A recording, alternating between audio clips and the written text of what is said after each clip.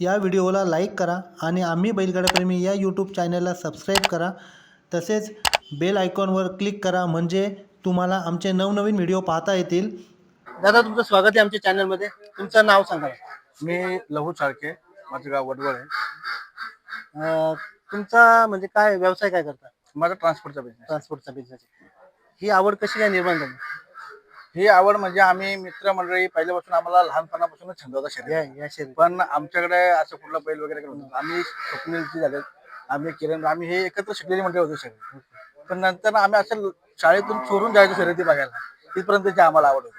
मग हळूहळू आम्हाला नंतर एक तानाजी भाऊ तालुक्यात नावाला चर्चा की तानाजी भाऊ असे व्यक्ती का त्यांच्याकडे म्हणजे भरपूर बैल आहे. तानाजी भाऊ पण सुरुवात मला असं वाटतं गावठी बैलापासूनच केली होती.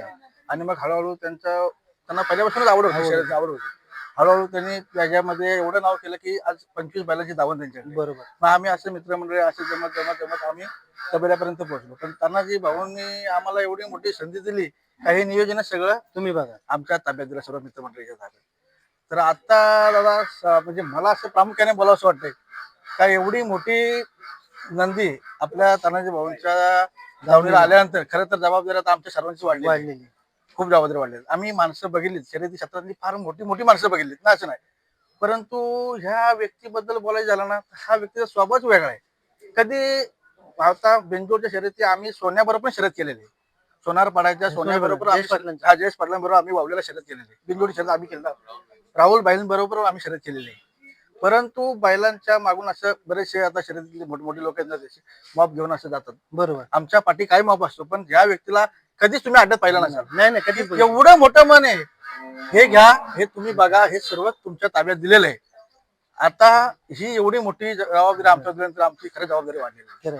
आणि बघा आज महाराष्ट्रात ज्या बैलाचं नाव चर्चेमध्ये होतं आणि जे धावण चर्चेत आहे त्या धावणीतला हा तालमीतला हिरा कोणी म्हणावं लागेल आपल्याला, असं आलेलं आहे. तर ती खूप मोठी जबाबदारी. ती कशी तुम्ही हँडल करा ना? आता खरं तर राहुल बाईंचं पहिलं सर्वात महत्वाचा आभार मानावं लागतील, कारण त्यांनी मोठ्या विश्वासाने मोठ्या मनाने ऍक्च्युली हा बैल विकला असं म्हणता येणार नाही, दिला हा बैल दिला. हा. आणि एक योगायोग घ्यावा लागतो की खरोखर कुणाच्या वाट्याला हे येत नाही की खरोखरच की ज्याच्याकडे कॅपॅसिटी आहे ना त्याच्याकडे योगायोग येतो ना. हा योगायोग त्याला सर्व योग जुळून भाऊंकडे आला. म्हणजे कुठेतरी देवाने पण पाहिलं असेल की नाही, हे कुठेतरी एवढ्या वर्ष हा माणूस पाडद्याच्या मागे आहे ना, ह्याला पुढे आणलाच पाहिजे.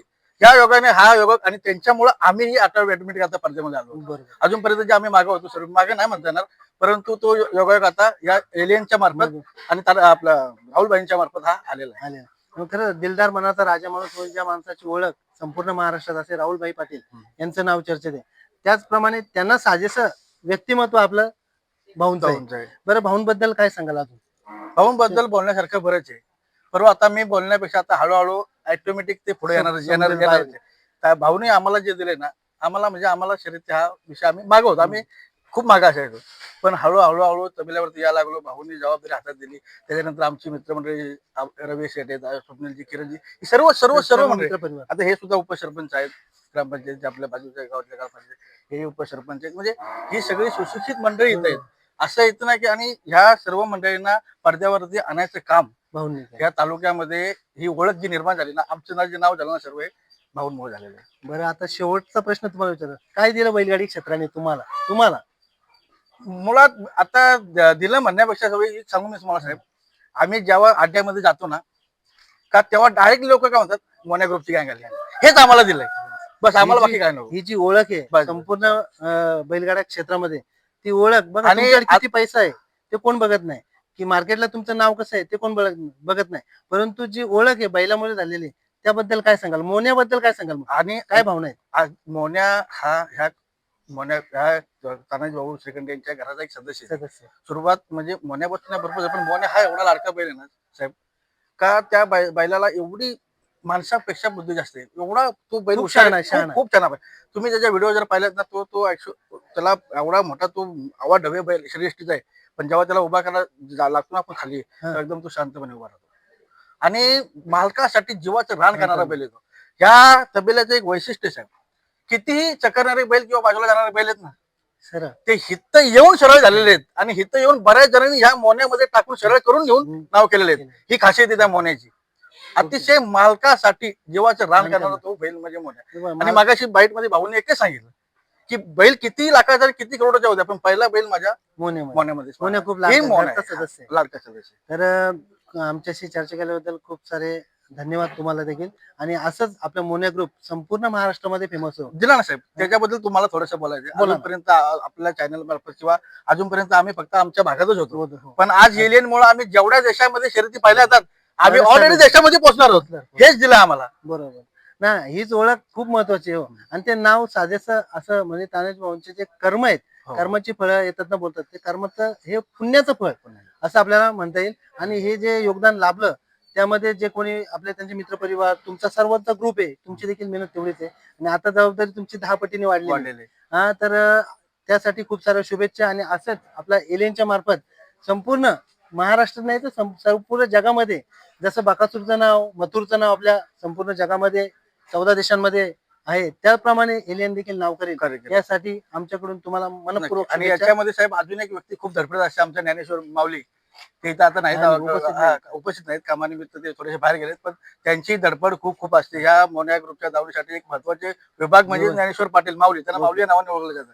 ते आज इथं उपस्थित नाहीत पण असायला पाहिजे होते, हरकत नाही. त्यांचा एक मोठा सहभाग असतो या ठिकाणी. बघा, सर्वांचं तुम्ही नाव घेताय, सर्व त्यांचं योगदान, सर्वांचं योगदान खूप महत्वाचं आहे. आणि बघा, टीम वर्क बोललं ना, या क्षेत्रामध्ये टीम वर्क खूप महत्वाचं आहे.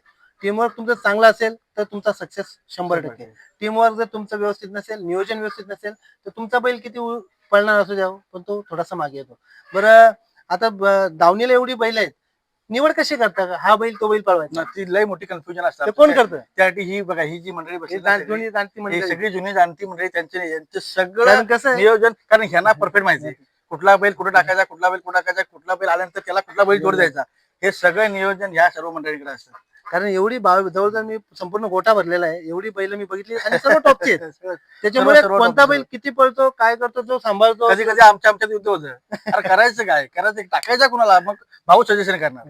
मग बरीचशी सगळी मंडळी मग परफेक्ट नियोजन, शेवटी मग अर्धा 1-2 तासानंतर चर्चा होती. मुद्द्यावरती मग तिथून सुरुवात होते पुढे. चालेल, खूप साऱ्या शुभेच्छा. असंच नाव आपलं संपूर्ण महाराष्ट्रभर चर्चेत राहू यासाठी आमच्याकडून शुभेच्छा. धन्यवाद.